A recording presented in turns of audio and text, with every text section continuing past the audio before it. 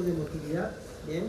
Que nos van a ayudar a mover el bolo en los diferentes segmentos, pero también van a haber movimientos que nos van a ayudar a mezclar el bolo, ¿bien?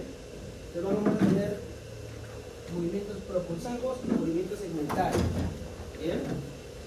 La primera actividad mecánica que tenemos se da en la cavidad bucal, por supuesto, donde vamos a hacer el proceso de masticación, ¿bien? Rápidamente ahí, en lo que tenemos que ver de la masticación, recordar un par de músculos que ustedes ya estudiaron en Morfo 2, macetero, pterigoideo lateral y medial, y además temporal, ¿bien? Cuando aparece la comida, ¿bien? Se genera un reflejo inhibitorio que hace que baje la mandíbula, se relaje el macetero, y cuando entra la comida, ¿bien? Debido a que se ha distendido el músculo, aparece un reflejo miostático, ese reflejo que cuando yo giro el músculo regresa, hace que se eleve la mandíbula y inicie el proceso masticatorio, ¿bien? Con ese proceso masticatorio yo lo que voy a formar es el bolo alimenticio junto con el movimiento de la lengua.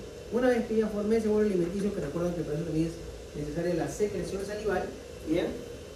Voy a iniciar el otro proceso que es el de la deglución con el que hemos empezado, ¿bien? Entonces la deglución es un reflejo, en verdad, muy complejo y va a tener tres fases marcadas. Una primera fase que va a ser la fase oral, que es la única fase voluntaria. Una segunda fase que va a ser la fase faríngea.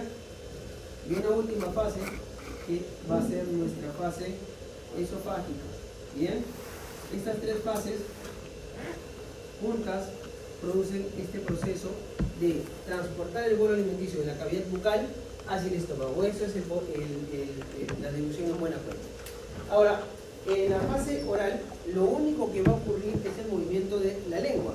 Como la lengua es un músculo y tiene un movimiento voluntario, tú lo puedes mover como tú desees, esa lengua va a hacer que el bolo alimenticio se desplace hacia arriba y hacia atrás.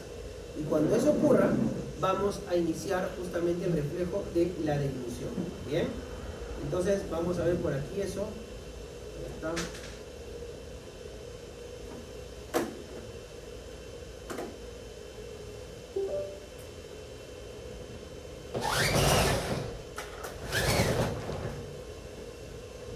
Lo habíamos comentado, así que avanzamos acá.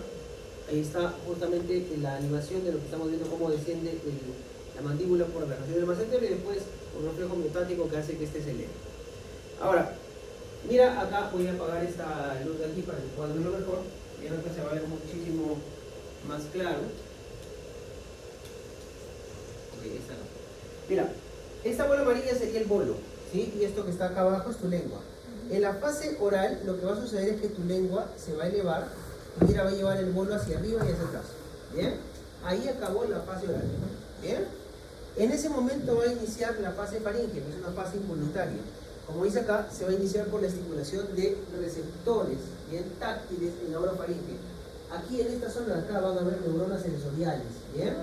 Lo primero que tiene que ocurrir es que esta estructura que estás viendo, mira acá, esa estructura se eleva, mira, porque acá inicialmente hay un huequito y se cerró ese huequito. ¿Por qué es importante que se cierre esa abertura? Porque si no se cierra, entonces ese bolo pasaría a la nasofaringe y podría salir por tu nariz. Bien, para evitar eso, esa estructura tiene que elevarse. Pues tiene que haber contracción del pelo palatino para que se eleve completamente el paladar blando y quede sellado justamente la nasofaringe. Eso es lo que va a suceder como primera instancia en esta fase faríngea. Bien, la información de esos receptores táctiles va a llegar hacia un lugar especial, el centro de la deglución que está en tu bulbo raquídeo. Bien, y de ahí van a salir neuronas, bien, eferentes. Bien, esas ramas eferentes son principalmente estos pares craneales: par número 5, par número 9, par número 10, par número 11. Bien, todas esas van a llegar para ser parte de este reflejo. Inicialmente, recuerda, hemos elevado este paladar blando. Ahora mira, una vez que eso ha sucedido, este bolo podría irse para acá, para la vía aérea. Pero ¿por qué no ocurre eso? Porque la vía aérea, mira dónde va a quedar, mira dónde están mis dedos y mira dónde va a quedar ahora. Queda deslocada hacia adelante y hacia arriba. Entonces la estoy alejando y además esta estructura de acá se va a cerrar, la epiglotis. Entonces eso por la contracción de diferentes músculos faríngeos. Bien, y una última instancia que va a ocurrir en esta fase faríngea es que esta estructura, mira dónde está mi dedo, se va a dilatar. Mira, se hizo una abertura. Bien, es el esfínter esofágico superior. Todo eso tiene que haber ocurrido para que se produzca tu fase faríngea. Y una vez que ya se relajó ese esfínter esofágico superior, recién puede pasar el bolo por tu esófago. Bien, en ese momento ya estaríamos en la fase esofágica. Ahora, en esta fase esofágica, el bolo va a continuar su camino por todo el esófago, y ahí lo clásico es pensar que como el esófago es un tubo, simplemente el bolo cae por gravedad. Y sí, en parte es cierto. Pero tú puedes deglutir estando echado. Incluso si te colgaran de los pies y tu cabeza apuntada al suelo, también podrías deglutir. Lo que indica que no es solamente la gravedad, sino que hay un fenómeno peristáltico, que es lo que vamos a estudiar a continuación. Igual, esa misma señal que había nacido acá, por los receptores táctiles que habían llevado la información hacia el centro de la ilusión y que enviaba respuestas eferentes, también va a enviar respuestas eferentes acá a través de estos dos pares craneales, par número 9, par número 10, bien, glosofaringio y vago, ¿ok? Ahora, vamos a ver justamente esta parte, ¿bien? Vamos primero con lo siguiente, para que se pueda entender un poquito.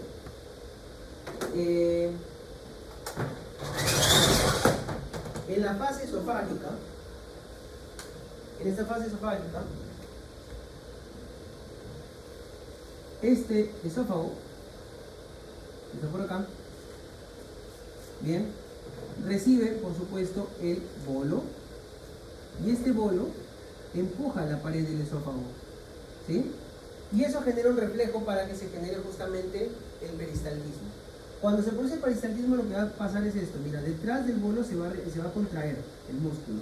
Entonces va a formar un anillo así de contracción por la muscular, el circular interno, el músculo circular interno que contrae, que se achica, ¿bien? Y más bien delante del bolo, el músculo se va a relajar.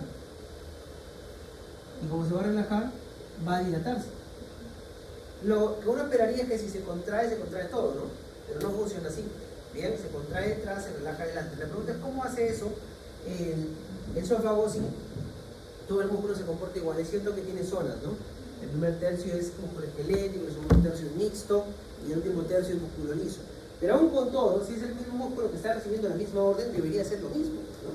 Ya, ¿por qué sucede esto? Por lo siguiente, cuando recibes el estímulo de distensión, por acá van a ver neuronitas sensoriales, bien, que están captando esta distensión y van a llevar esta información a un lugar de tu tubo digestivo dentro de la misma pared de este tubo. Lo estoy sacando hacia un costado solamente para diagramarlo. Y esto es justamente lo que llamamos tu plexo mientérico. Recordarás que tu plexo mientérico controla el movimiento, ¿verdad? Entonces, cuando ha llegado esta información acá, se va a comunicar esta neuronita con otra interneurona que voy a poner acá de color verde, que será una interneurona. Y esa interneurona lo que va a hacer es esto, mira, se va a comunicar por aquí con una neurona y se va a comunicar por acá, voy a ponerle con azul mejor, con otra neurona. ¿Bien? Ok. Entonces, este interneuronal, al comunicarse con dos neuronas diferentes, lo que va a hacer es lo siguiente: va a estimular a que la neurona que está por acá, mira, descargue aquí a acetilcolina al músculo liso, ¿bien? O al músculo esquelético si fuera el caso. Y va a estimular que por acá, esta otra neurona descargue más bien óxido nítrico, descargue BIP para que se relaje. Entonces no es una cuestión de tu músculo, sino es una cuestión de la organización de tu plexo. Es más, ¿te acuerdas que en la fase faríngea, cuando inició la fase faríngea, había receptores táctiles que se habían activado? Esos receptores táctiles que se habían activado, vamos a ponerlo acá, receptor táctil, que ya había sido activado, dijimos que iba a enviar información hacia el núcleo del tracto solitario, ¿verdad? Y acá se iba a integrar con neuronas del glosofaringio y del vago. Ok, entonces mira, de acá se va a salir la información para estimular también a tu plexo. Entonces significa que es un reflejo bastante complejo, como te das cuenta, porque responde localmente y fuera de la pared del mismo tubo digestivo. ¿Bien? Y de esa manera el bolito puede ir avanzando progresivamente. ¿Sí? Va a ir avanzando hasta llegar así continuadamente, se contrae atrás, se relaja adelante, se contrae atrás, se relaja adelante, hasta llegar acá, que es donde encontramos el esfínter esofágico inferior. ¿Bien? Este esfínter tú ya sabes que va a estar justo al final del esófago, por acá va a estar tu diafragma, que separa a tu estómago de tu esófago, ¿no? Ok, también separa la cavidad torácica y la cavidad abdominal. Acá viene después el estómago. Y justamente ese es un punto importante. Bueno, supongamos que es un estómago porque te salió cualquier cosa. Ese estómago tú sabes que tiene contenido gástrico. Este contenido que está acá genera presión. Bien. Si esta presión fuera muy alta, y usualmente lo es, podría tranquilamente realizarse el contenido. Justamente y dañar esta mucosa del esófago. Justamente por eso es que aquí en la última porción del esófago los músculos tienden a ser más gruesos. Las capas musculares tienden a ser más gruesas y forman una especie de esfínter. En verdad no es un esfínter según lo que les enseñan seguramente en anatomía, y eso es lo que llamamos esfínter esofágico inferior. Bien, entonces normalmente tiene un tono muy alto, o sea, está muy contraído. Bien, cuando el bolo quiere pasar, tiene que relajarse este esfínter para que le permitan el paso, y después tiene que volverse a cerrar. ¿Cómo se hace eso? De la misma forma que habíamos visto hace un ratito. Cuando el bolo avance, detrás se contrae, delante se relaja. Cuando se relaje delante, se abrirá un espacio suficiente para que pueda pasar el bolo, y de ahí otra vez volvemos a generar contracción atrás, relajación delante.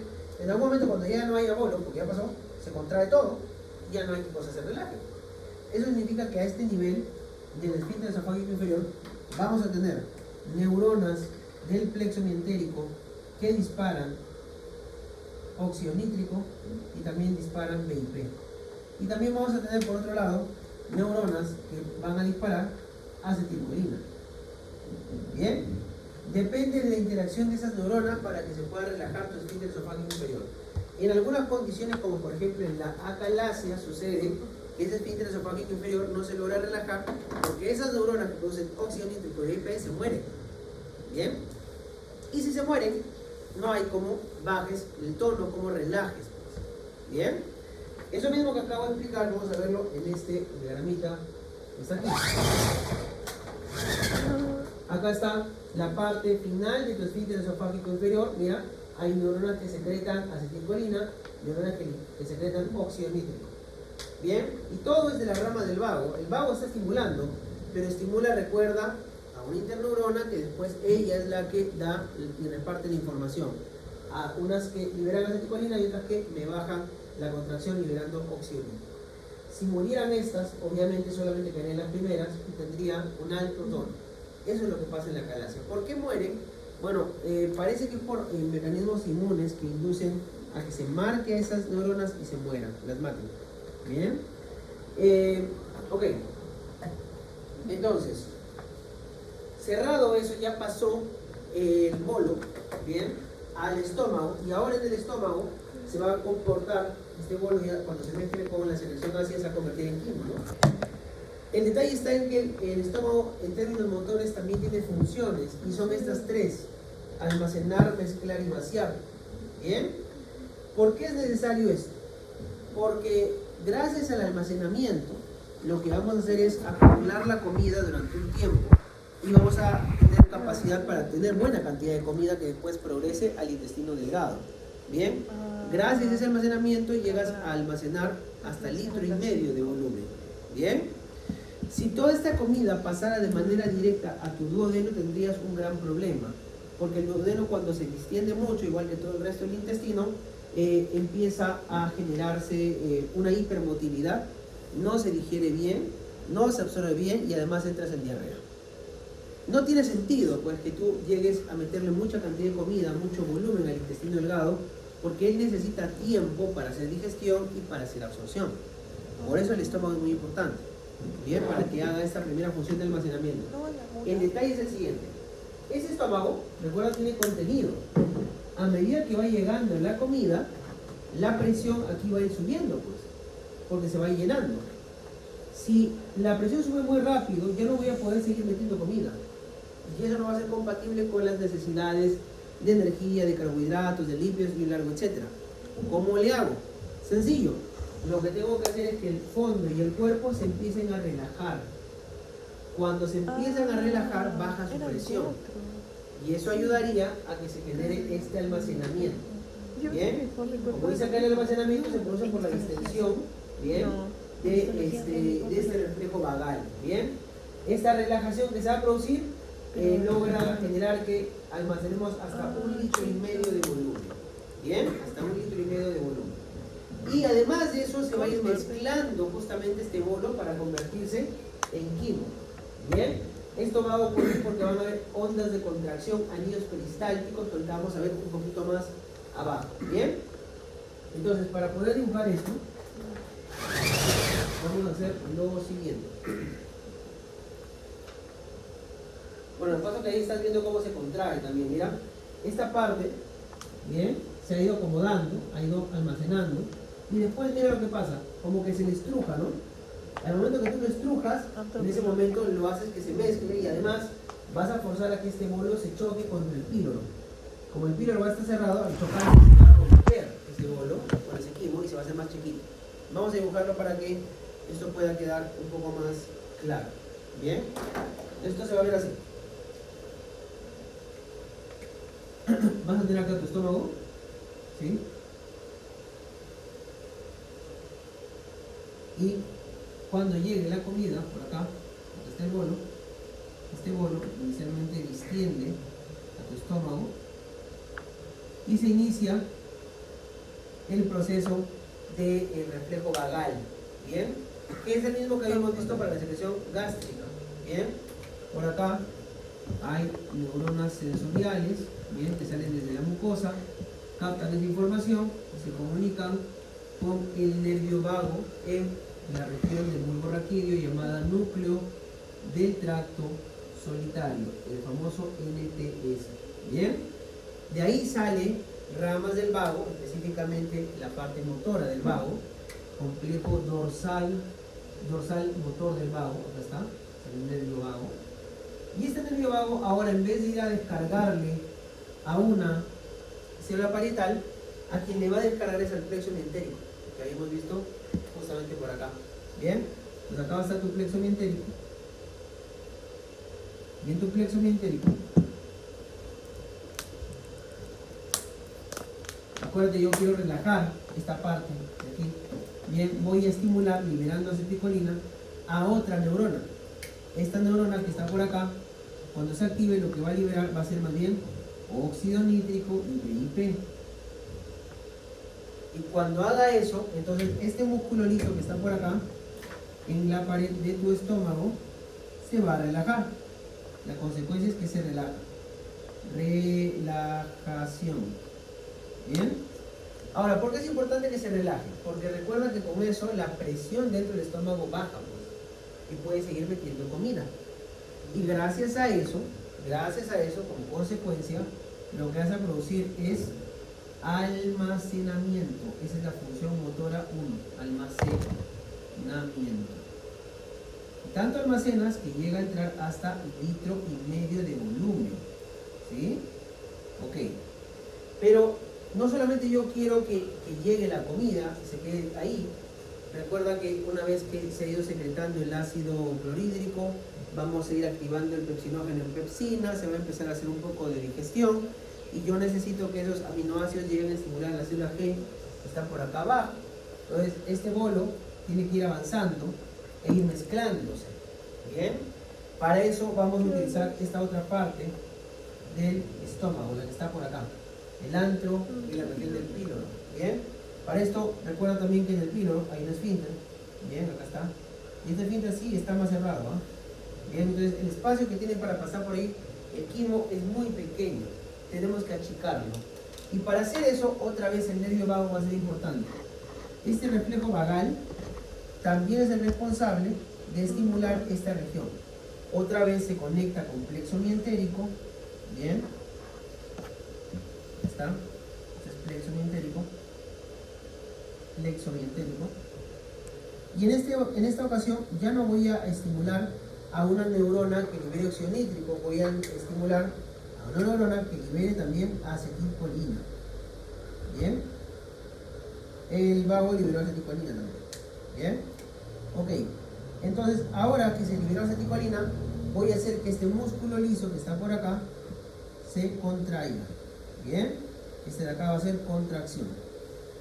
Y cuando haga contracción, ahí viene la cuestión, pues, cuando haga contracción, van a iniciar a formarse unas ondas, bien, fuertes, unos anillos de contracción. Es como si lo apachurráramos al estómago en esta parte. Y al hacer eso, no solamente vamos a hacer que se propulse el bolo, sino que al mezclarse con el ácido del estómago se forma el famoso quimo.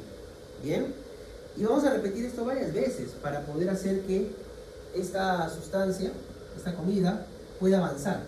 ¿Sí? Ok, entonces, cuando empezamos a contraer, esto va a generar dos cosas. Va a generar mezcla y va a generar vaciamiento, que son las otras dos funciones motoras. Vaciamiento. Bien. Ambas son muy importantes, ¿ah? Porque si yo no mezclo no puedo hacer buena hidrólisis de las proteínas. Y si no vacío, la comida se quedaría acá. Y eso es algo que yo no quiero. Entonces la contracción va a ser tan fuerte que se van a formar unos anillos así, ¿no? Bien. Entonces este bolo, cuando venga por aquí, aparte de ir mezclándose, ir rotando sobre su eje, bien, también va a tener que pasar por acá. Y además de pasar por acá y ir apachurrándose, lo van a golpear contra el píloro. Y al golpearlo contra el píloro, se va a romper en pedacitos más pequeños. Y va a regresar y le van a volver a hacer lo mismo. Y otra vez, y otra vez, y otra vez, hasta que al final lo que quede sea una estructura muy pequeña de ese quimo que pueda pasar por este pequeño huequito. ¿Bien? Ahora, obviamente que el esfínter pilórico también se relaja, pero aún cuando se relaja sigue siendo muy estrecho. No pasa por ahí, tengo que achicar pues a este quimo, ¿bien? Para que pueda pasar. Ese es el fenómeno del vaciamiento. Gracias a eso, y esto es muy importante, el intestino va a recibir cuotas por poquito, despacito, porque el intestino es bien especial, ¿bien? Es bien especial, no le gusta que le des mucha cantidad, no le gusta que le des mucho ácido, no le gusta que le des mucho volumen, no le gusta que sea muy rápido, ¿bien? Ya se están acordando de alguien, creo, ¿no? Porque veo sonrisas medio raras. Bueno, de esa persona especial, ustedes en la que han pensado, así es el duodeno. Bien, así súper pinky, súper espesita, ya, así es, ¿ok? ¿Queda la idea? ¿Sí? Más o menos. Ahora, ¿cómo se regula sobre todo este vaciamiento? Este vaciamiento se va a regular de la siguiente forma, ¿sí? Por hormonas, principalmente, y también por algunos factores propiamente físicos. Mira, tiene sentido que a medida que va progresando la comida, ¿bien? Y va drenando hacia el duodeno, va cayendo hacia el duodeno, si el duodeno considera que es muy rápido lo que le están enviando, le avisa al estómago y le diga, está yendo muy rápido, baja tu revolución. Y eso lo hace como lo que habíamos estudiado en la clase antes del parcial, secreta hormonas. Por ejemplo, una que ya habíamos estudiado era la secretina.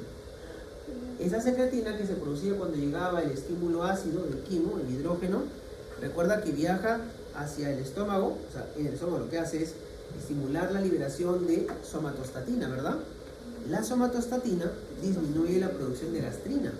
Y la gastrina, y a eso quiere llegar, es una potente estimulante de este músculo liso. Entonces, si yo disminuyo la gastrina, disminuye el vaciamiento. Entonces, una señal que va a ir en negativo para el vaciamiento sería la secretina, por ejemplo. Aunque de forma indirecta, pero va a llegar. ¿Bien? Otra señal más, muy potente, incluso más que esta, la colecistoquinina. ¿Bien? Te acordarás que cuando llegaban péptidos, ácidos grasos al duodeno, se estimulaba la célula I, y esta célula I producía CCK. Esa CCK en el páncreas tiene su acción de estimular la secreción pancreática, en la vesícula de contraerla, pero en el estómago lo que hace es hacer que el músculo liso no se contraiga tanto, que vaya más lento. Entonces el vaciamiento se retarda, pasa más tiempo hasta que salga la comida. En contraposición, en términos hormonales, quien estimula el vaciamiento, como dijimos, es la gastrina. Bien, la gastrina. También otra hormona que se llama motilina. Motilina. ¿Bien? Entonces, esas son las hormonas que van a ir modificándome el vaciamiento, la velocidad con la que se va a ir pasando la comida hacia el intestino delgado. ¿Bien? Hasta ahí más o menos va claro. Ahora, hay otros factores que pueden modificar también el vaciamiento. La serotonina disminuye, sí. Disminuye el vaciamiento, correcto. ¿Ah? La cica también. Disminuye el vaciamiento gástrico, correcto. O sea, hace que salga más lento la comida. Correcto. Ahora, otra cosa que van a generar que este vaciamiento se modifique también es la estructura, digamos, de la comida. Por ejemplo, ¿qué cosa crees que va a salir más rápido de tu estómago? ¿Una botellita de agua o, no sé, una pizza? La botella de agua, ¿verdad? Correcto, los líquidos se vacían más pronto.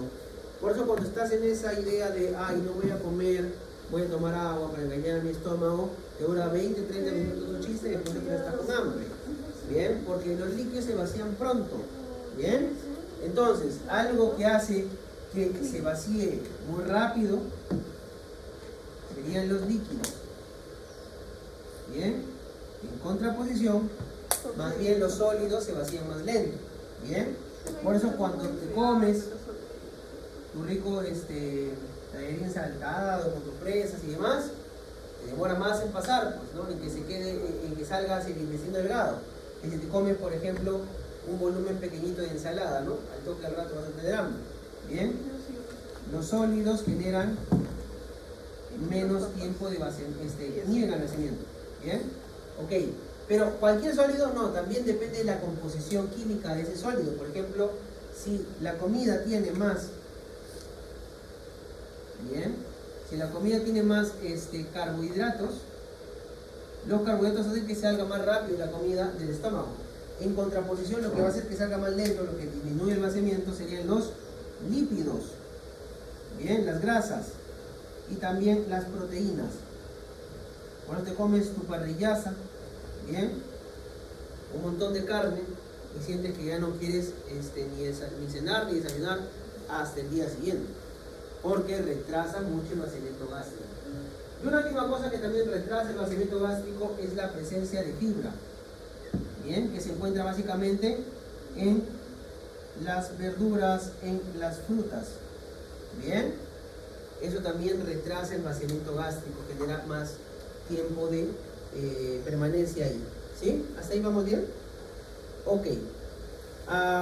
Ahora, habiendo visto eso, entonces vamos a revisar al toque lo que es el reflejo del vómito, que también creo que es necesario que lo conozcamos.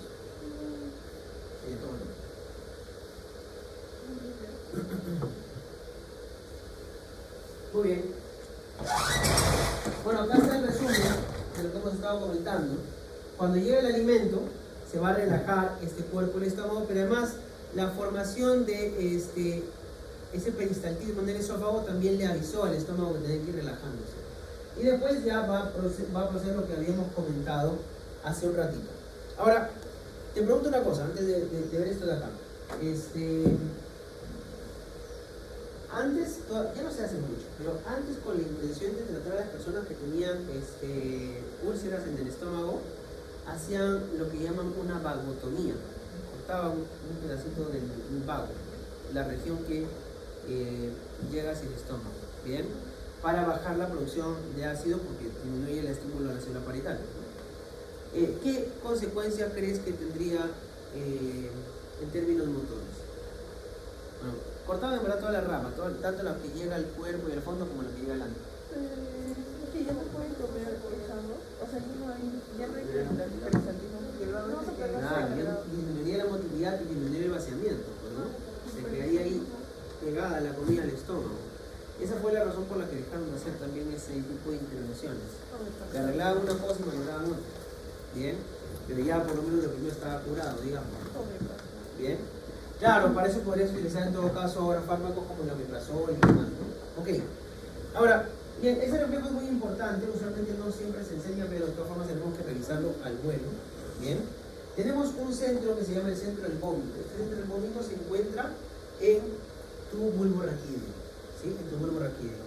A este centro del vómito, mira, le va a llegar primera información de una zona que se llama zona gatillo quimiosensible, ¿bien? Que se encuentra muy cerquita en el cuarto ventrículo, ¿bien? Y a esta zona gatillo quimiosensible le llega información, mira de dónde, de tu tubo digestivo, de cualquier parte de tu tubo digestivo que esté mucho tiempo distendida o muy distendida. Por eso te hacen el atracón de comida, tienes la comida en tu estómago y te da náuseas, te da vómitos incluso, ¿bien? Mientras más tiempo de distensión haya, más estímulo va a llegar, ¿bien? También podría llegar información si es que hay estímulos irritativos, tanto en tu mucosa del estómago, como en la mucosa de tu esófago, como en la mucosa de tu duodeno, da lo mismo. Va a aparecer también este reflejo, ¿bien? Si tuvieses problemas también, por ejemplo, de dolor en algún lugar de tu tubo digestivo, va a aparecer también este reflejo, ¿bien? De hecho, podría ser que aparezca por cualquier otra causa que genere dolor, ¿bien?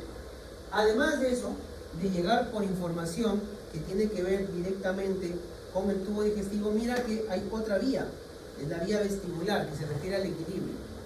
En resumen, te suben a una de esas máquinas que creo que se llaman Tagadá, esas que te suben, te bajan, así. Terminas tu juego, bajas y le vomitas a tu lado. Bien, cuando flaco. Bien. Ahí está el reflejo del vómito. Bien. Y el último también podría ser, bueno, antes del último, otra cosa que también podría directamente atacar a tu zona de gatillo quimiosensible es, mira, fármacos, por ejemplo, tóxicos como la quimioterapia, opioides también, anestésicos, alcohol. Bien, eso con lo que te vas a ir a celebrar fin de ciclo, ¿no? Cuando ya pasaste el curso. Bien, estimulas también al centro del vómito. Y en última instancia, ahora sí, estímulos corticales. ¿Qué significa esto? Por ejemplo, olores desagradables, bien, o recuerdos o emociones, ¿sí? Es un reflejo protector, obviamente, pero ¿por qué te lo estoy explicando? No solamente para que sepas predecir que cuando alguien está ya pasado de copas va a llegar su momento de vomitadera, sino para que entiendas que cada vez que hay náuseas y vómitos tiene que explorar bien cuál es la causa. No es solamente decir, ya algo le cayó mal de lo que comió. Puede que sí, puede que no.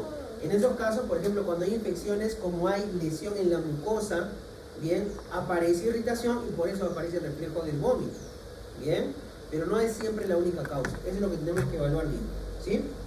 Ok. Bueno, acá están los factores que favorecen al vaciamiento, los factores que se oponen al vaciamiento, que es lo que hemos estado comentando hace un ratito, ¿bien? Y rápidamente para cerrar e ir al otro salón, en el intestino delgado tenemos estos tipos de movimiento. El propulsivo, que es el que está a la izquierda, es el peristaltismo. Y el que está a la derecha es uno especial en donde se generan contracciones segmentarias, donde el bolo no puede avanzar tanto, pero da vueltas sobre el mismo. Son contracciones de mezcla. ¿Bien? Ok, habiendo dicho eso, ahora sí, vamos para el otro salón, para terminar toda esta parte y hacerla. Solamente que su motilidad es un poco diferente, en el sentido de que se va a contraer por grupos, ¿bien? En masa. Y su motilidad también va a ser mucho más lenta. Algo que no había comentado, pero es importante mencionar, es que en nuestro tubo digestivo, a lo largo de todo el tubo digestivo, tenemos una especie de marcapasos, ¿bien? Que son unas celulitas especiales que se llaman células intersticiales de Cajal, ¿bien? Esas células intersticiales de Cajal, en realidad lo que producen son un cambio de potencial que se llama ondas lentas, ¿bien? Y cada cierto número de ondas lentas aparece un potencial de acción, que es lo que nos genera efectivamente la contracción, ¿bien? El número de esas ondas lentas va a ir cambiando en función al segmento en el que estemos, es decir, que tenemos como que marcapasos diferenciados, ¿bien? El colon tiene el marcapasos más lento, entonces va a generar pocas contracciones, incluso estando en el reposo, por minuto. Y eso hace que el tránsito demore bastante, entre 8 o 12 horas, todo ese colon. Y eso es lo que favorece también a que en el colon pueda haber absorción de agua, ¿bien? Además de a todo lo largo del intestino. Y otra cosa es que, además por ese tránsito tan lento, va a generarse que se produzca ahí también otra cosa, y es que crezcan mucho las bacterias intestinales. Por eso la principal microbiota que tenemos se encuentra en el colon. Bien, solo para dejarles claro eso de las ondas lentas que estaba comentando, no vaya a ser que por ahí se los pregunten en sus clases de la práctica y después digan que yo no les he enseñado. Entonces, para salvar mi pellejo, me toca destacar. Bien, las ondas lentas son cambios, como ven ustedes acá, bien, son cambios del voltaje. Bien, estas células del músculo liso, bien, tienen un voltaje más o menos no tan negativo, alrededor de menos 50, y su umbral está más o menos por acá. Bien, entonces las ondas lentas que se generan debido al cambio de voltaje que hace la célula intersticial de Cajal es solamente esto. Bien, pero no llegan a un umbral. Después de cierto número de estas ondas lentas que no son potenciales de acción verdadero, cada cierto número se alcanza, se suma, va sumando el voltaje, entonces como que estas ondas van subiendo el nivel de a poco y en algún momento alcanzaron el voltaje necesario, el umbral, y ahí recién generan esto que están viendo acá, que tiene forma de espigas, a lo que le llaman potenciales de aguja o potenciales de espigas. Esos potenciales sí generan una contracción. ¿Qué cosa estimula a que aparezca esto? El principal estímulo es la distensión. Cada vez que un segmento del tubo digestivo se distiende, eso aumenta la posibilidad de que aparezca un potencial en el espiga y por lo tanto una contracción. Bien, otra cosa que también va a estimular es la presencia de acetilcolina y más bien la presencia de noradrenalina y la actividad simpática disminuyen esa probabilidad. Bien, ok, ahora sí, habiendo aprovechado de comentar eso, voy a avanzar hacia la última parte en donde estábamos comentando que iba a estar la motilidad colónica. Bien, entonces por acá van a ver en correlación a estos movimientos colónicos va a haber absorción de agua, bien, y va a haber almacenamiento de la materia fecal hasta el momento de su expulsión. Una vez que la materia fecal ya llegó hasta acá, hasta el recto, ese recto, una vez que esté lleno, se va a distender, bien, y ese estímulo de distensión es lo que dispara el reflejo de la defecación. Bien, entonces en ese reflejo de la defecación va a suceder esto.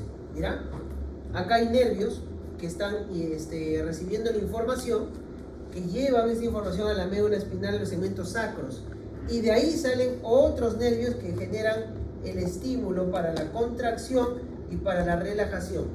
La contracción sobre todo la relajación de los esfínteres anales y la contracción del músculo. De esa manera puede salir expulsada las heces.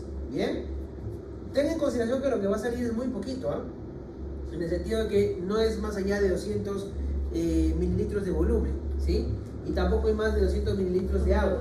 Bien, eso indica que todo el agua que se secretó más la que tomaste se ha absorbido a lo largo de todo el tubo digestivo, incluyendo tu colon. Bien, ok. Lo último que comenté es que este movimiento iba a demorar bastante, bien, 8 a 15 horas para pasar de la válvula cecal hasta el final, y las contracciones que se van a dar van a ser contracciones combinadas, bien, en forma circular y en forma longitudinal, y eso también hace que sea más lento. Entonces como que las heces van avanzando, van retrocediendo, van avanzando, van retrocediendo, por eso se demoran un montón hasta que lleguen al final. Y en todo ese tiempo hay bastantes facilidades para que crezca bastante la microbiota intestinal que se encuentra justamente ahí. ¿Ok? Y eso ya es otro estudio, otro tema de estudio, porque hoy en día se sabe que esa microbiota tiene diferentes propiedades. Ok, cerrando eso, vamos a ir a la parte de digestión y absorción, y aprovechando ello también hígado y vías biliares. Así que vamos a revisar a continuación justamente esta parte. Bien, digestión y absorción de carbohidratos, de líquidos, de proteínas. Bien, empecemos por acá con la digestión de los carbohidratos. Eso es lo más facilito de recordar, digestión de carbohidratos.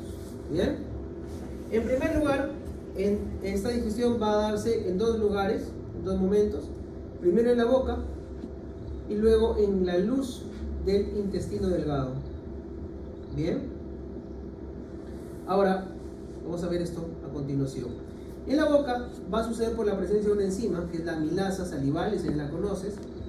Esta amilasa salival ¿Qué tipo de enlaces rompe? ¿Cómo se llamaban los enlaces que rompían? Alfa 1,4, perfecto, si se acuerdan, muy bien. Este enlace alfa 1,4 va a producir entonces la hidrólisis del almidón solamente donde hay enlaces alfa 1,4 y eso va a generar estos productos. El principal de ellos se llama dextrina, ¿bien? Dextrina, límite, ¿bien? El segundo importante va a ser la maltosa, que son 2 moléculas de glucosa unidas, y el último va a ser el penúltimo, perdón, va a ser la maltotriosa, 3 moléculas de glucosa juntas, y por ahí que también se pueden formar algunos oligosacáridos. ¿Bien? Listo.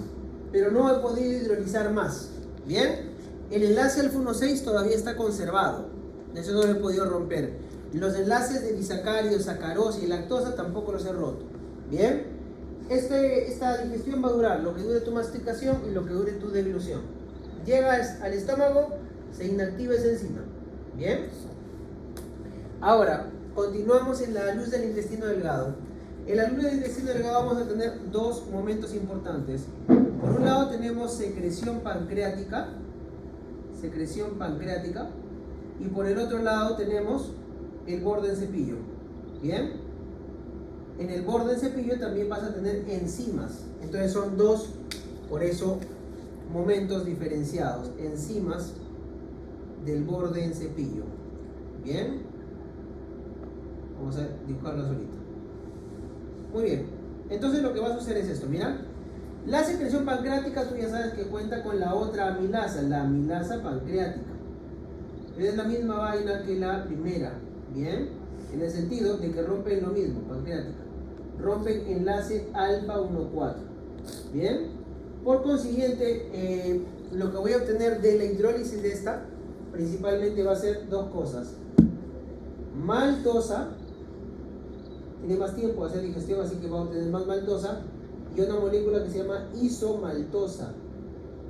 La isomaltosa es la que tiene el enlace alfa 1,6. Bien, esa todavía no puede ser roto. Y para romper eso, ahora es que entran justamente las enzimas del borde del cepillo. Acá tienes tu enterocito. Bien, ese es su enterocito. Y en este enterocito vas a encontrar aquí en la membrana celular un complejo enzimático, varios. Por ejemplo, vas a tener una enzima maltasa. La enzima maltasa romperá la maltosa. Tienes un grupo de enzima que es la isomaltasa. ¿Bien? La isomaltasa rompe la isomaltosa. ¿Bien? El enlace alfa 1,6. Luego también tendrás enzimas que rompen los disacáridos que hasta este punto no los habías ni tocado. La sacarasa, que rompe la sacarosa. Sacarasa. Bien. Sacarasa. Y finalmente nos faltaría la lactasa. Sí, eso es bioquímica. Bien. Ahora, si quisiéramos hacerlo más bioquímico, tendríamos que decir qué enlace rompe cada uno, pero no lo vamos a hacer. Bien, pues no es necesario. El único enlace que tienes que acordarte es el alfa 1,4. Bien.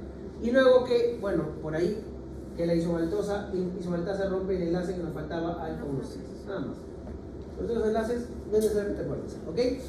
Lo que sí es importante que sepas es que, a diferencia de estas otras enzimas, la lactasa es una enzima que llamamos inducible. ¿Qué significa eso? Las otras son constitutivas. Son enzimas, las constitutivas, que siempre están presentes. En cambio, las inducibles son enzimas que, como dice su nombre, yo las induzco. Si les doy más sustrato, aumentan. Si les doy menos sustrato, disminuyen. Entonces, si hay más lactosa, hay más lactasa. Si hay menos lactosa, hay menos lactasa. Entonces, si tú dejas de tomar lácteos, consumir lácteos durante un tiempo y después los vuelves a querer consumir, de golpe, probablemente termines abalonado, con gases, con diarrea.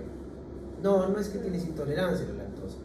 Tienes mala digestión porque has disminuido tu producción.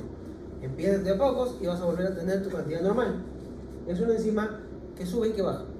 Bien. En la lactancia exclusiva, que son los primeros 6 meses de vida, es lógico que tienes un montón de lactasa porque solamente es lo único que comes, pues. ¿Verdad? Ok. Con todo esto, al final, ¿qué obtenemos? Obtenemos 3 productos. Bien. Y estos productos son estos. Voy a ponerlo en color azul porque ya el color negro no está pintando. Son glucosa, galactosa y fructosa. Esto es lo que va a absorber tu intestino delgado. Glucosa, galactosa y fructosa. 3 monómeros. Bien. Estos monómeros van a ser capturados en tu intestino delgado, en tu enterocito. Y acá está tu enterocito, y para eso tu enterocito va a necesitar transportadores especiales. Y por este lado está el vaso sanguíneo. ¿Sí? Ok. Entonces el primer transportador que tenemos que ver, por acá porque ya no estoy viendo, va a ser el que transporta a la glucosa, el que mete a la glucosa y también a la galactosa. ¿Alguien sabe cómo se llama ese transportador? SGLT, muy bien. SGLT1, el que está acá es el número 1. Bien. S de sodio, GL de glucosa y T de transportador, es el número 1. Ese transportador, como dice su nombre, mueve una molécula de glucosa y 2 moléculas de sodio. Bien. Esta molécula de glucosa entra por acá, pero siempre y cuando por acá haya sodio que también quiere entrar, si no, no entra. Bien. Ahora, ¿por qué es necesario el sodio? Por lo siguiente, porque este transportador solamente trabaja en base a que acá yo cree un gradiente, y para crear ese gradiente necesito una ATPasa. Esta ATPasa lo que va a hacer es esto, mira, saca sodio y mete potasio. Tú ya sabes, ya conoces esa bomba, la bomba sodio-potasio. Entonces esto va a generar que, como estoy quitándole sodio a la célula tenga poco sodio. Al tener poco sodio, el sodio que está en la luz del intestino delgado, que incluso viene con tu secreción, se quiere meter, y gracias a ese se quiere meter se une la glucosa. Tienen que estar las dos juntas. Bien, si no están las dos juntas no puede ingresar la glucosa. Ya acaba de ingresar. Ahora que ya ingresó la glucosa, puede salir, puede irse, y por acá va a tener un transportador. El transportador por el que va a salir se llama GLUT2. GLUT2. Bien, ahí está, ya pasó a la sangre. Acá está tu glucosa. La misma historia para la galactosa. ¿Por qué no dibujé la galactosa haciendo eso? Porque en verdad en tu dieta hay muy poca galactosa, así que no es tan importante. En cambio, con la fructosa pasa otra cosa, y es que ella no utiliza el SGLT1, utiliza GLUT5, muy bien, GLUT5, transportador GLUT5. Esta fructosa ingresa entonces acá, ya está acá la fructosa, y una vez que ingresó la fructosa, va a salir también por el mismo transportador que salió la glucosa hace un ratito, por el GLUT2. Acá está la fructosa. Bien, ahora, tema muy importante, ¿sí? La GLUT2, el transportador GLUT5 y GLUT2 trabajan por difusión facilitada. Es decir, que mientras más haya de una molécula, más va a transportarla. Pero ese GLT1 no. Ese de ahí sí es un transporte saturado, el transporte activo secundario. Secundario porque el gasto energético lo hace la bomba, la ATPasa. ¿Bien? ¿Y por qué es importante que sepas esto? Porque más adelante, bueno, ya la próxima clase seguramente, cuando estemos viendo la parte de renal, vamos a revisar que este mismo transportador SGLT1 y otro más, el SGLT2, están en el riñón, y ahí va a ser mucho más crítico. Estos transportadores, como hace transporte activo secundario, se saturan. ¿Qué significa? Que si en algún momento yo doy demasiada glucosa, ya ese transportador no va a poder meter más glucosa. Entonces eso significa que si me como un montón de alimentos que contengan carbohidratos así de golpe, seguramente voy a hacer trampa y no todo se va a absorber. No, vas a absorberlos todos igual. ¿Por qué? Porque lo que sucede en el intestino delgado es que recuerda que antes de que le llegue la comida, la almacenó y la vació el estómago. Ese estómago va a pasar de a poquito la comida, y por lo tanto cuando llegue el momento de hacer esta absorción igual va a funcionar. A menos que yo salteara tu estómago, por ejemplo en el bypass gástrico. Si yo conecto tu esófago con tu duodeno y pasa la comida de frente a tu duodeno, me he salteado el estómago. Ya no va a hacer la función del almacenamiento, ya no va a haber función de vaciamiento. Toda la comida va a ir directo a tu duodeno. ¿Y qué es lo que va a pasar? Ese duodeno no va a poder manejar ese volumen de comida, va a dejar de digerir la mayor parte, tampoco va a poder el intestino entonces absorber, vas a perder peso. Claro, y no va a poder tampoco transportar lo que se haya absorbido completamente, porque hay tanta comida, tanta glucosa, que ese transportador se va a saturar. Así que en ese caso sí sería cierto. Bien, de hecho, justamente en el bypass gástrico Una persona pierde peso, pero porque se va desnutriendo, porque deja de absorber carbohidratos, lípidos, proteínas, vitamina B12, todas las vitaminas liposolubles, zinc, cobre, hierro, todos los metales divalentes, o sea, en general haces desnutrición. ¿Bien? Pero bajas de peso. ¿Bien? Claro, tienes que tener en consideración que lo que pasa es que se valora el riesgo, es mucho más el riesgo de que esa persona siga permaneciendo con obesidad durante mucho tiempo. ¿Bien? Pero eso sí sucedería en esos casos. Ahora, una cosa que va a pasar después de que estas moléculas ya fueron capturadas es que se van a dirigir a un órgano, al hígado. Ahora, la pregunta es, ¿cuál es la razón anatómica de que pasen primero por el hígado en vez de pasar primero por otros órganos? ¿Por qué primero no pasan, no sé, pues por tu corazón? ¿Por qué pasan necesariamente primero por tu hígado?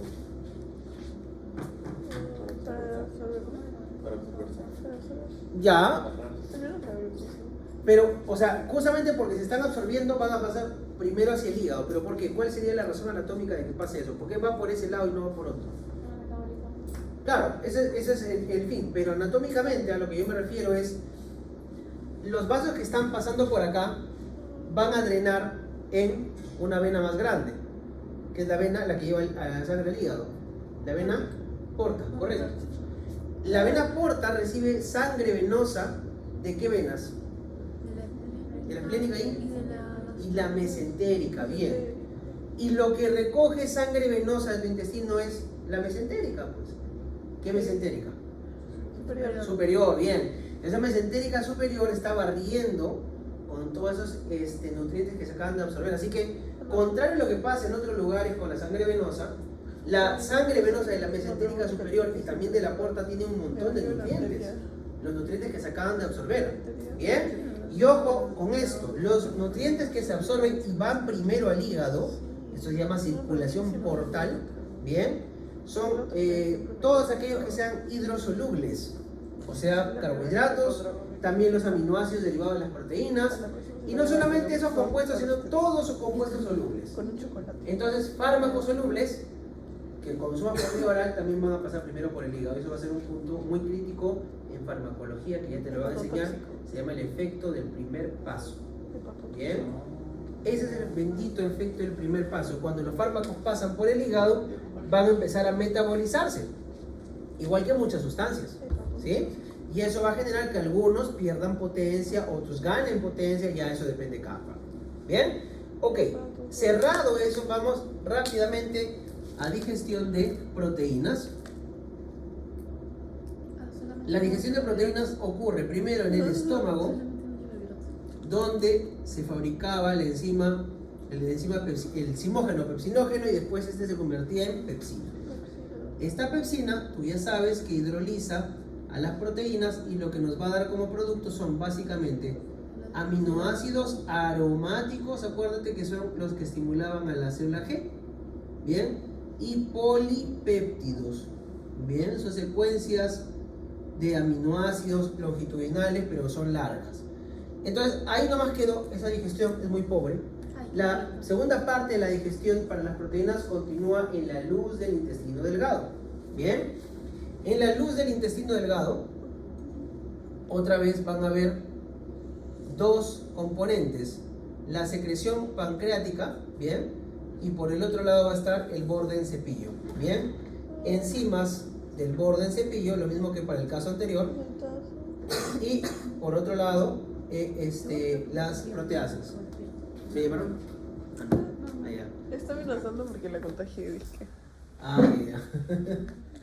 Bueno, vamos a por acá a poner secreción pancreática. Y esa secreción pancreática ya sabemos que tiene proteasas. Recuerda que estas enzimas proteicas, que digieren proteínas, se liberan inicialmente inactivas, pero en la luz de tu intestino delgado, en la membrana celular, también hay una enzima especial que convierte el tripsinógeno en tripsina, ¿no? Que es la enterosinasa. Ya se activó la tripsina, se activan todas las demás enzimas, ahora ya están activas. Estas proteasas lo que van a hacer es esto, mira, rompen a los polipéptidos y me forman oligopéptidos. Los oligopéptidos son moléculas que tienen más o menos unos 10 aminoácidos o menos, ¿sí? Yo necesito todavía que sea más corto. Y lo otro que van a formar son aminoácidos libres. Pero aún siguen siendo muy largos esos oligopéptidos, ¿bien? Así que ahí entran las enzimas del borde en cepillo. Pues acá voy a tener justamente mi enterocito. Y este enterocito, en la membrana celular, va a tener peptidasas del borde del cepillo. Estas peptidasas lo que van a formar, lo que van a hacer es que se rompa estos polipéptidos, estos oligopéptidos, perdón, y se formen dipéptidos y tripéptidos. ¿Bien? Vamos a poner eso por acá, así. Acá están. Estos son los dipéptidos, o sea, 2 aminoácidos, y tripéptidos. ¿Bien? Y por ahí algunos aminoácidos libres. Pero ¿por qué quería formar esto? Porque esto es lo que se captura, eso es lo que entra, ¿bien? Con más facilidad. Los aminoácidos también pueden entrar, pero los aminoácidos la tienen más difícil. ¿Por qué? Porque para que entren los aminoácidos tienen que utilizar transportadores diversos, ¿bien? Y esos transportadores diversos se suelen saturar muy fácilmente. Son transportadores especiales para cada grupo de aminoácidos. Entonces, por ahí que se pelean entre ellos, no entran en gran cantidad, ¿bien? Sí entran, pero no es el principal mecanismo, ¿bien? El principal mecanismo por el cual van a ingresar estos derivados de las proteínas son este de acá, dipéptidos y tripéptidos. Y para eso, en la membrana celular va a existir un transportador que se llama así. Se llama PEP-T1, PEP1, ¿bien? Este PEP1 mete estos dipéptidos y tripéptidos y mete junto con eso hidrógeno. Ahora que estos dipéptidos y tripéptidos están acá adentro, mira, acá son 2 aminoácidos juntos, por acá hay 3 aminoácidos juntos. A mí no me interesa que estén juntos, yo los quiero separados. Entonces para eso voy a utilizar peptidasas internas. Acá también hay peptidasas intracelulares, ¿bien? Y esas peptidasas intracelulares rompen a estas moléculas, pues, y entonces lo que obtengo finalmente son aminoácidos, ¿bien? Y estos aminoácidos ahora sí pueden pasar a el vaso sanguíneo, irán entonces hacia la circulación portal, ¿bien? Esos sí van a pasar a la circulación portal, como tienen también sus propios transportadores. Bien, ya está. Lo último que tienes que saber de esta parte de acá es que el intestino delgado, a diferencia de lo que pasó con la glucosa, lo que pasó con la fructosa, ¿bien? Que a ellas ni las tocó, a los aminoácidos sí. Algunos aminoácidos sí los metabolizan, particularmente estos 3. El primero, muy importante, es la famosa glutamina. La glutamina que tú comas va a quedarse en tu enterocito. La segunda es el glutamato, que se parece mucho a la glutamina. Bien, el glutamato que tú te comas se va a quedar en tu enterocito. Y el tercero es el aspartato. Aspartato que te comas se queda principalmente en tu enterocito. Bien, esos 3 se quedan ahí porque ahí se convierten en otras moléculas, particularmente se convierten en energía. Se utilizan para obtener energía a partir de ellos. Bien, listo, y con eso cerramos digestión de proteínas y vamos rápidamente a digestión de lípidos. Y ahí ya nos metemos un poquito más a la función hepática. Hasta acá, ¿dudas, preguntas? ¿Algo que no me queda claro? Muy bien. Vamos a la digestión de los lípidos. Bien, en el caso de la digestión de los lípidos, bien, estos se van a tener 3 momentos, bien, a diferencia de todo lo anterior. Primero empezamos con la digestión en la cavidad bucal. Sí, tenemos una enzima que se libera en la cavidad bucal. En la boca vas a tener una enzima que es la lipasa lingual, bien, lipasa lingual, bien. Ahora, esta lipasa lingual sobre todo es muy activa en los primeros 6 meses de vida, porque ayuda a hidrolizar. Todas las lipasas, lo que hidrolizan son principalmente triglicéridos. Ayudan a hidrolizar los triglicéridos de la leche de la mamá. ¿Bien? Así que por eso son importantes por eso es importante esta enzima en los primeros 6 meses de vida, porque además es lo único que deberías comer. ¿Bien? En otras palabras, es muy importante cuando eres lactante. Pero ya ahorita tú no eres lactante. Así que ya no eres. Definitivamente ya no eres lactante. Hace tiempo que dejaste de ser lactante. ¿Bien? Ya eso es otra cosa. Pero ya no eres lactante. ¿Bien? Por si acaso, que como dejan por ahí las cosas sueltas, tengo que aclarar. Entonces, sí actúa todavía, pero tiene una actividad muy pequeña. ¿Bien? Ahora, ¿qué es lo que va a hidrolizar esta lipasa lingual? Bien. Va a hidrolizar triglicéridos, pero hidroliza triglicéridos que tengan esta condición, mira. Este es un triglicérido. Un triglicérido es una molécula que tiene glicerol y que tiene 3 ácidos grasos. Acá hay uno, acá hay otro y acá vamos a dejar uno corto. Bien. Este de acá que ha quedado corto, bien, es un ácido graso de cadena media. Donde hay ácido graso de cadena media, ahí es donde va a romper. Solamente ahí. Esa es su particularidad. Bien, no rompe en otro sitio. Entonces, hidroliza triglicéridos que contengan ácidos grasos de cadena media. Ahí es donde hace el corte. ¿Sí? Ok. Una vez que cortó eso, ¿qué es lo que vamos a obtener? Ese ácido graso suelto, pues. Entonces vamos a tener ácido graso de cadena media. Bien. Y está sueltito. Y vamos a tener un glicerol con 2 ácidos grasos. Eso se llama diacilglicerol. Bien, o DAG. ¿Sí? Eso es el producto de esta hidrólisis. ¿Ok? Pasa muy poquito porque hay muy poco triglicérido que contenga ácido graso de cadena media. Luego tenemos en el estómago otra lipasa. Esta sí trabaja un poco más en el adulto. Es la lipasa gástrica. Bien. Ambas lipasas, lingual y gástrica, trabajan a un pH casi ácido. Entonces, por esa razón, trabajan bien incluso en el estómago. Bien. Hace lo mismo. Hidroliza lo mismo. Así que entre las dos vamos a obtener estos productos. ¿Qué tanto van a hacer de digestión a los triglicéridos? Un poco, en verdad. 10 a 30% de todos los triglicéridos de la dieta se han digerido de esta forma. Ahora nos falta la última parte. Bien, y esa es la parte, digamos, fuerte. Bien, fuerte en el sentido de digestión. Bien, que ocurre otra vez en la luz del intestino delgado. Bien, en la luz del intestino delgado va a haber otra vez la secreción pancreática. Bien, la secreción pancreática. Y además de la secreción pancreática, la otra es la secreción biliar. Bien, la secreción biliar.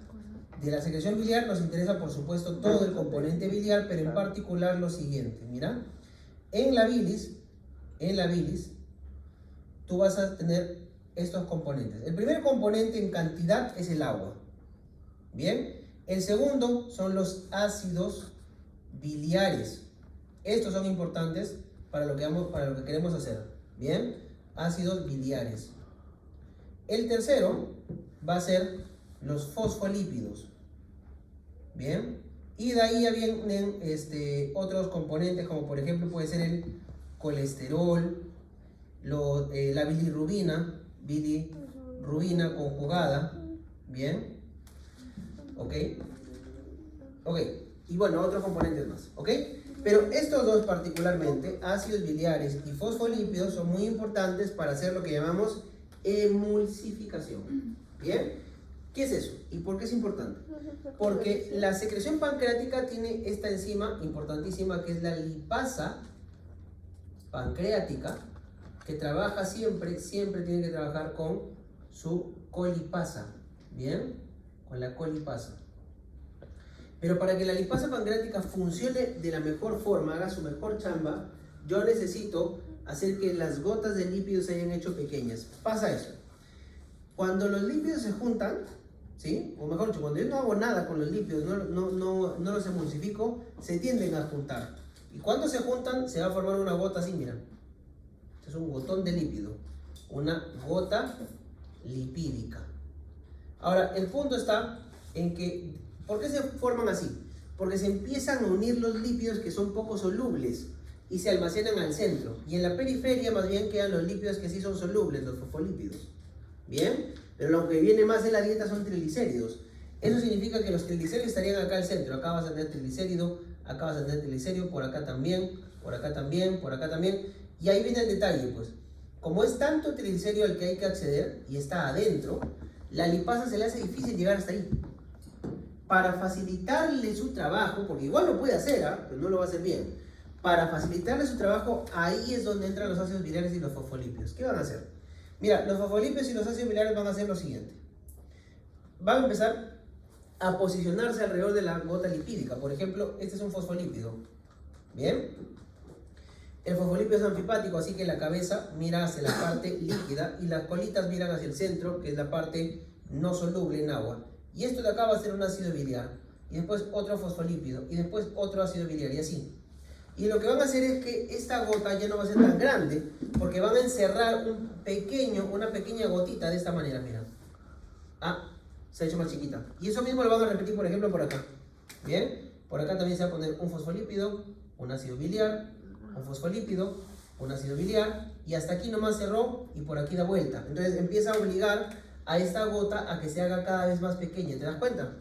Dentro de la gota igual están quedando triglicéridos, pero ahí es mucho más fácil que mi enzima lipasa pancreática pueda hidrolizar que hidrolizar a toda esta gotaza.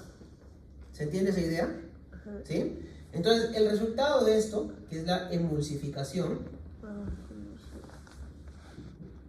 bien, es que yo voy a tener varias gotitas, así. ¿Sí? Varias gotitas.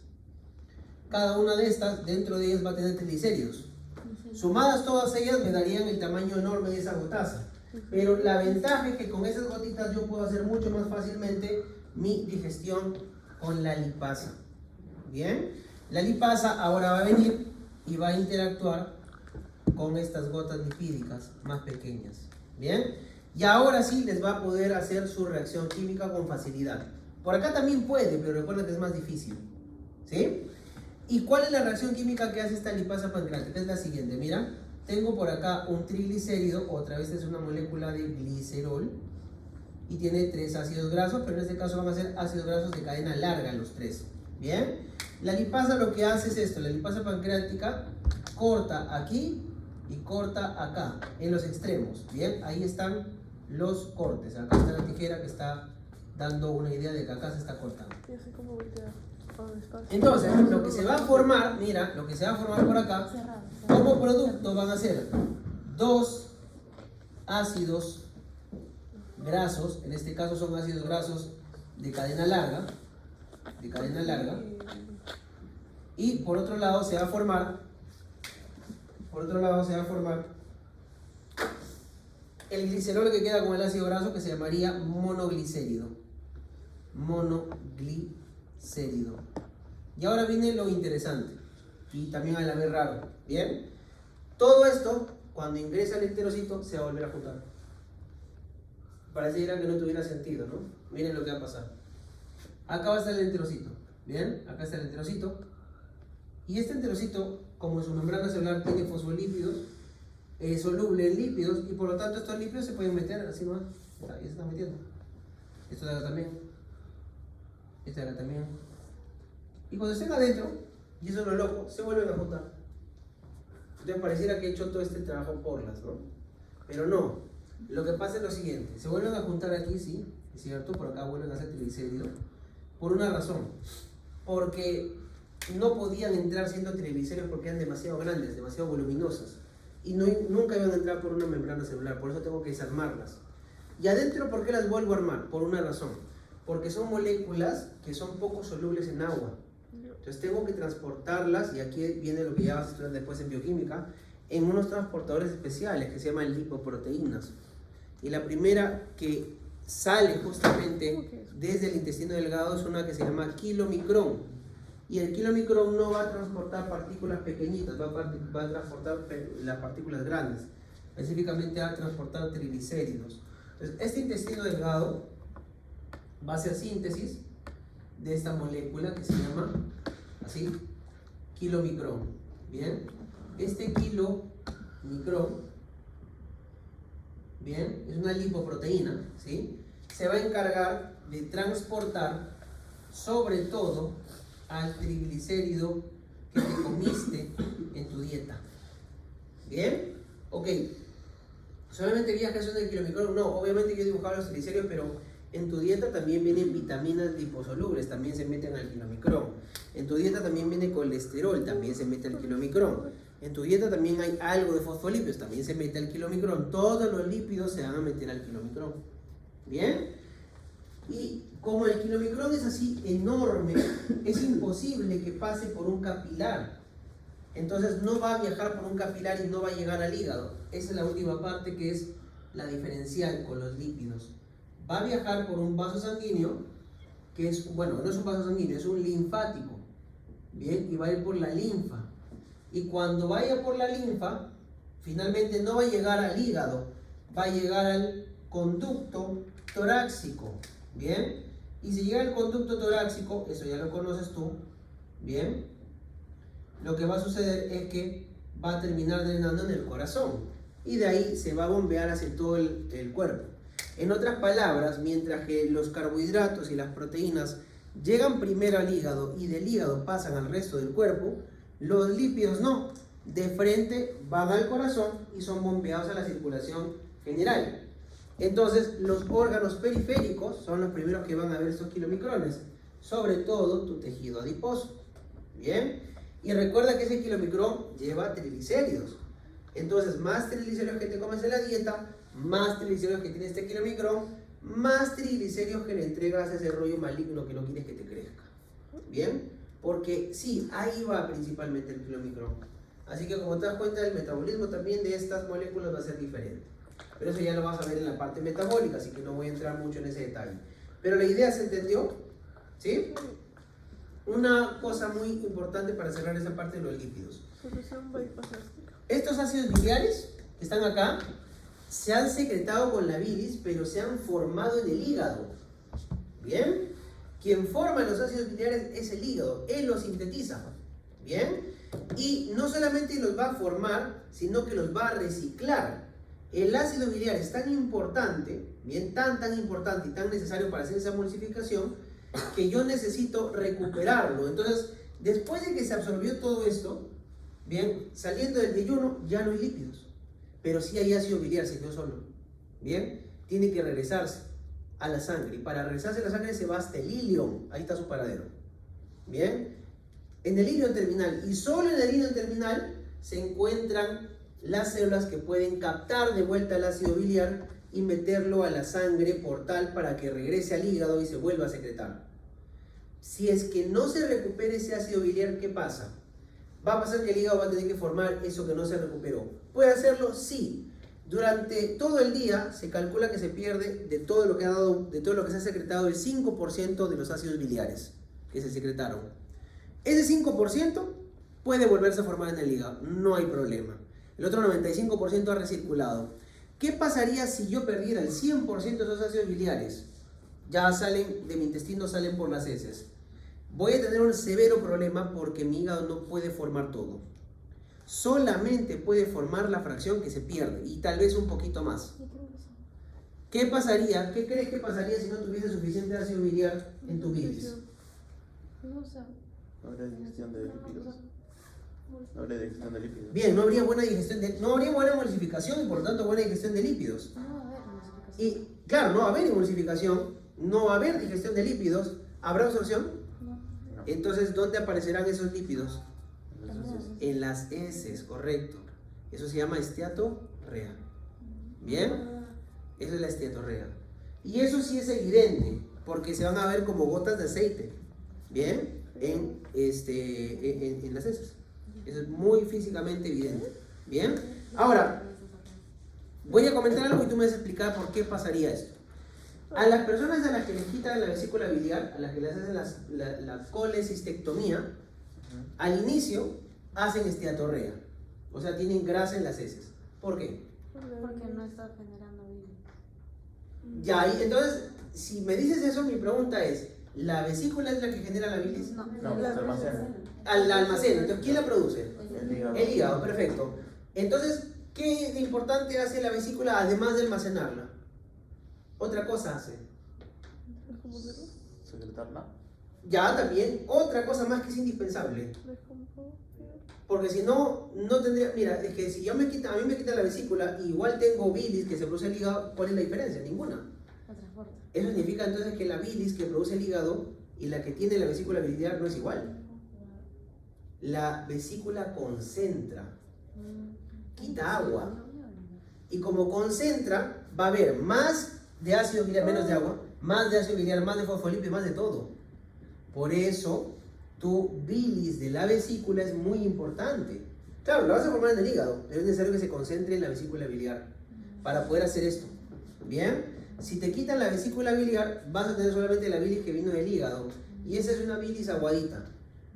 En cambio, la bilis de la vesícula es una bilis concentrada. Por eso esas personas inicialmente no hacen buena emulsificación, hacen menos digestión de los lípidos, menos absorción y hacen esteatorrea y se bajan de peso también. Ahora, no significa que tienes que ir a correrte a sacarte la vesícula para bajar de peso, ¿eh? Vamos. Porque obviamente eso va a durar un tiempo, después ya no. No se me En todo caso, mejor reduces tu ingesta de lípidos, ¿no? operada Bien. masiva. O por ahí también hay fármacos que bloquean esta enzima. Un fármaco que ya se diseñó se llama así, Orlistat. Bien, este fármaco bloquea la lipasa pancreática, no tendrías buena digestión, no habría buena absorción tampoco, harías esteatorrea y sí bajarías de peso. Pero, en detalle, que la dieta del peruano usualmente no es muy rica en grasa, es más rica en carbohidratos. Tendría que inhibirte al transportador SGLT1 de repente. Bien, lamentablemente acá en nuestra sociedad no ha funcionado mucho, en los gringos sí funciona. Bien, porque esos tragan grasa, bien en balde incluso. Yo. Bien, pero para nosotros no funciona mucho. Ok, ¿se entendió? Perfecto. Entonces, ¿cómo estamos de tiempo? ¿Nos quedan 10, creo? No, ya terminó. Bien, vamos, ¿no? Sí, puntual. Pero nos quedamos. Ya, Bueno, digan no- ustedes, porque en 10 minutos les puedo comentar lo de la parte biliar. O si quieren los que ya están apurados, pues, se pueden ir, no hay problema por mí. Yo no me voy a ofender. Safari. Ya, ok, entonces al vuelo.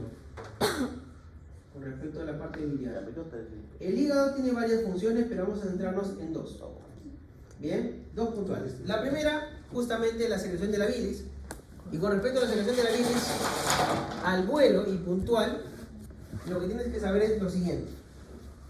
Bien, primero el hígado tiene que formar esa bilis y tiene que formar específicamente los ácidos biliares. Y para formar el ácido biliar, el hígado va a tomar colesterol. Bien, ese colesterol viene de la sangre y viene de su reserva hepática. Ese colesterol lo une o lo metaboliza con una enzima que se llama 7-alfa-hidroxilasa y con eso forma esto que está acá, el ácido biliar primario. Listo. Ese ácido biliar, nomás, no me preocupes, yo sé que te están esperando afuera. Ese ácido biliar, vas a salir con roche. Suerte, Gabriela. Le costó salir con roche. Cuidado. Ah, bueno, son dos. Chao, chao, cuídate. Ese ácido biliar primario es el que va a ser secretado hacia el intestino. Bien, por si acaso, rapidito, este ácido biliar, si le ponen un aminoácido, se llamaría sal biliar. Bien, viaja al intestino y hace lo que acabamos de explicar, esa emulsificación. ¿Listo? Una vez que ya se gastó ese ácido biliar en hacer la emulsificación, yo lo quiero recuperar, y acá está el gráfico que te explica cómo sucede eso. Mira, este ácido biliar viaja al intestino, al hilo, acá está su transportador, se mete al enterocito y de ahí pasa la circulación portal para regresar y volverse a secretar varias veces. Esa es la primera chamba importante del hígado. ¿Bien? Y la otra chamba importantísima con la que cerramos es justamente el metabolismo de la bilirrubina. ¿Bien? Esto es bien sencillo, mira.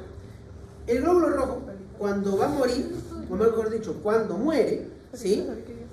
Produce esto, hemoglobina. Esa hemoglobina se metaboliza por esta enzima hemoxigenasa, hemoglobina y glucohemo.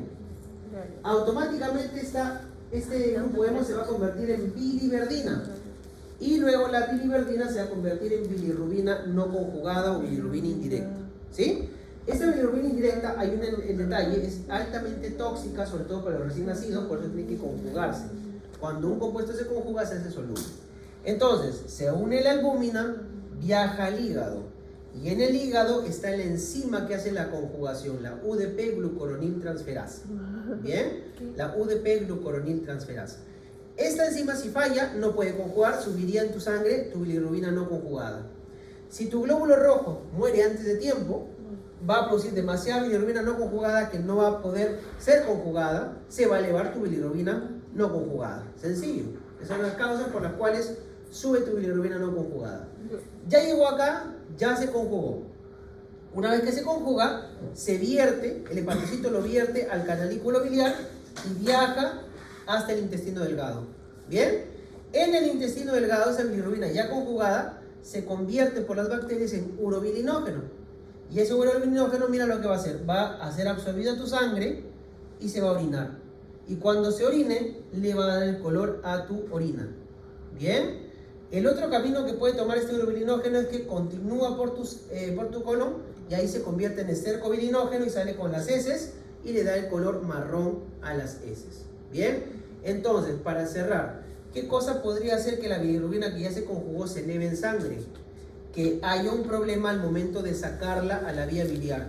Las puertas que la sacan por la vía biliar de repente no están funcionando, o de repente estas vías biliares están estrechas, o aquí al final hay una obstrucción. Bien, entonces con todo eso se resume con este cuadrito que está acá, que te indica cómo es que se eleva la bilirrubina directa es la conjugada, o cómo se eleva la bilirrubina indirecta. Las causas más frecuentes de elevación de la indirecta es la primera parte, sobreproducción, y por ahí a veces esta de acá, baja conjugación. Y en el caso de elevación de la bilirrubina directa, la principal causa es esta: obstrucción de vías biliares extrahepáticas, y algunas veces obstrucción de vía biliar intrahepática. Y ya rarazo, esto de acá, que te fallan canales, ya sería recontrapiña. Síndrome de Dubin-Johnson, síndrome de Roto. Y listo, eso es.